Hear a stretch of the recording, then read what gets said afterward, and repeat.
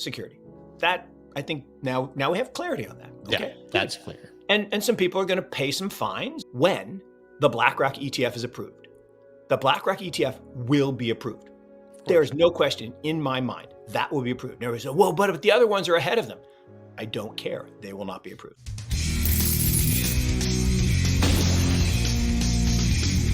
In today's video, Mark Yusko, the founder, CEO and CIO of Morgan Creek Capital Management, discussed about the Fed raising interest rates and impact on all markets including crypto, the crypto bear market, and if we've hit the bottom on Bitcoin. All headlines are clickbait. That's the whole point. You're trying to get people to come but the headline is not the point. The point was there's a 4-year cycle, and there's going to be a 4-year cycle because it's coded into Bitcoin. Every 4 years, the block rewards get cut in half, and therefore one of two things has to happen. Either a large number of the miners have to go bankrupt because their costs are basically fixed, or the price has to rise. And that's a pretty cool thing because what happens is as the price rises, it attracts attention, right? Movement attracts attention, right? And like if someone, like if my son or daughter were to, move across the frame in the back, I would look because that's what, we hunters do, and we follow movement. And so what happens every 4 years is we have these seasons. And today we're in crypto summer. Well, what is crypto summer? Summer is the period leading up to the halving, the year before the halving. And what does that mean? Well, that means we drift from below fair value. Okay. Now, why are we below fair value? Well, because we had winter 2 seasons ago that pushes the price down. Well, why does winter happen? Well, because people freak out because of the parabolic top in the previous fall. And then we go through spring, which is kind of the bottoming process. That ended, I think, from June to June. And now we're back in summer. Well, if the Metcalfe's Law model that Tim Peterson, that I use, says fair value is 55K, investors, people who buy things below fair value, that's what an investor's supposed to do, would be accumulating Bitcoin here, right? If the price is 30 and the fair value is 55, you would be a buyer. So as that happens, it slowly accretes toward fair value. When the halving occurs, suddenly the price has to rise a little faster. Well, now that draws in speculators. Well, what are speculators? Speculators are people that don't care about the fair value. They don't care about the price. They just want to make money. So they're drawn to the movement. Well, so in the fall of the cycle, okay, the year following the halving, what you get is increasing velocity and increasing interest. The media comes in, you got lots of clickbait, and suddenly it starts to go parabolic. Well, here's what happens. Toward the end of that cycle, that fall period, you get the leverage. And the leverage is what causes the parabola. And that's true of look what's happening in stocks right now. Why are stocks going like this? Why is Nvidia going like this? Leverage and short selling and short covering. That's what it is. There's no chance that Nvidia is worth, in terms of value, its current price. I agree. Just not possible. Not mathematically possible. It's a great company. They make great products. They're going to sell a lot of chips to people thinking that AI is going to change the world, even though AI is not new. It's a 55-year-old overnight success story. And, we're all not going to be replaced by ChatGPT. I got news for you. But that's not the point. The point is leverage. Margin debt is accelerating again. And so leverage is causing prices to be crazy. So we're in a parabolic blow-off peak in stocks, I believe. And we will have another parabolic blow-off peak kind of late 2024. Halving happens April, May. By the end of that year, later, we'll be in the parabolic. And look, in the previous peaks, fair value was X. We got to 2, 3, 4 times fair value. Fair value is probably where we're at now in the last cycle. Should have been in the 30s. Probably, maybe 40. And that's my point fair value, when we hit 60, the model said fair value was 20. It had been up to 30 and it had fallen to 20. Because remember, transaction volume fell and everybody was afraid. Yeah. And so we got to 3x because of the crazy Binance 100 times leverage and all the stupid stuff. And that's fine. In the previous cycle in 2017, we got to 2 times fair value was 10. We got to 20. Okay, that's fine. So this time, fair value will accrete according to the model. If things stay the way they are, fair value will accrete to around 100K by the halving. Okay, well, why is that? So that means we go to 300 because we get leverage. Well, no, and again, I think the leverage will be value. smaller this time. I don't think we get to 3, but could we go to 2? Sure. But that's, do you think that the ETF, if it gets ETF is obviously part of this argument, even outside of the halving. If we see a BlackRock ETF approved, but do you think that that could actually smash volatility down? I mean, there's an argument to be made that you get an ETF, you get Wall Street control, and then all of a sudden this becomes a very boring investable asset class. Goes up a couple percent a year, turns into gold. 100%, but not overnight. The first I think first we would see the massive move. Oh my God. For a year. No. Yeah.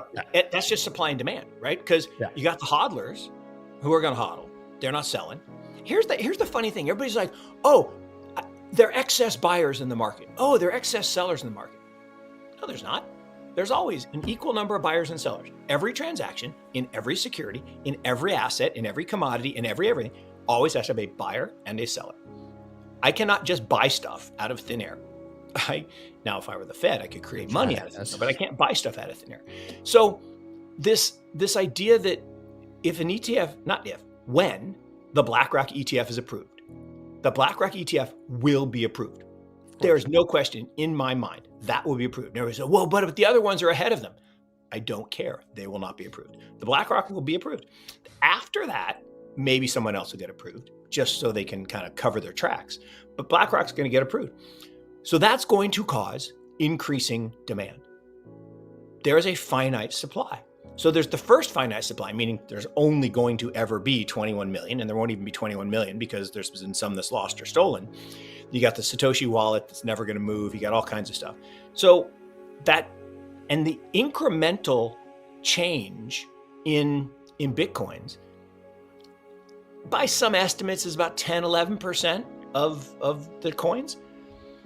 If hundreds of billions, which I think is a reasonable estimate, comes into the market, okay, and we're talking, let's say 200 billion comes in, and there's only 60 billion of available supply for sale, price will rise. That's just supply and demand, right? You shift the demand curve, the price will rise. That will cause more people to come in. That will cause some leverage, but I think this time the leverage won't be as great because the scrutiny of the regulators.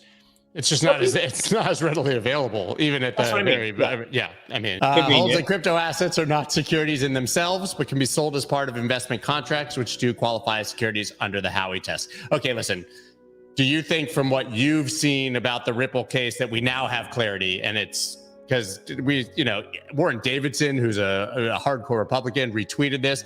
I think we have more confusion, but we have a narrative of clarity for the next year and a half or two until they appeal. So that's what matters. We have clarity. 1%, 2%, 3%. I don't know. We have some clarity.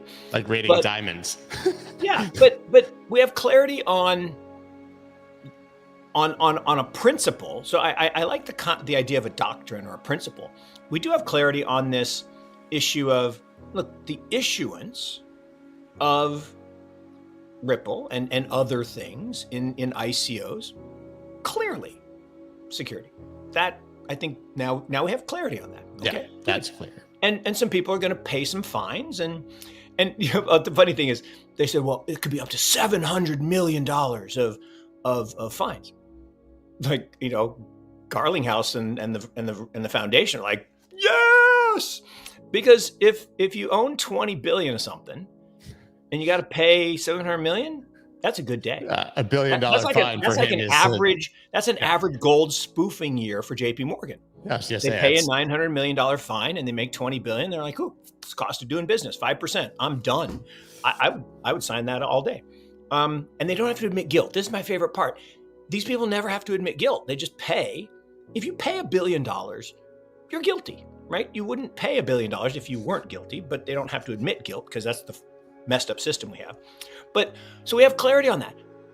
What we don't have clarity on, we also have clarity on that the transactions between people like you and me or others on exchanges aren't securities.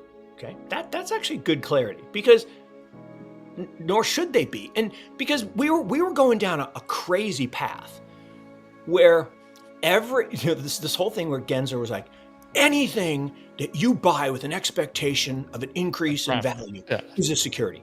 I'm like, oh, okay, I got a problem now. So my house is now a security, so we got to register. Those Jordans I bought on eBay that I think might be worth $50 more, if I don't wear them. Look, I have a pretty decent collection. My 12-year-old and I play a lot of Pokemon, so I here it is. Expect some value to those, and but the idea that I have a stamp collection now, and now I gotta go, I gotta find a registered philatelist, which sounds like a terrible. I mean, it's like one of the craziest words. Philatelist is it's a crazy word. No, it's a crazy word. But so I think we're getting better clarity. And look, Gary, I shouldn't call him Gary, Chairman Gensler has a goal, right? And he's had a goal since he was installed. Remember, he was installed by Elizabeth Warren. Yeah. And the big guy, they put him in there to do a certain thing. And that was on the instruction of, the incumbents who fund all these people. And look, I get it. That's what incumbents have been doing forever. They use regulation to slow down disruption. No problem with that. That's how it works. But in the end, better technology always wins.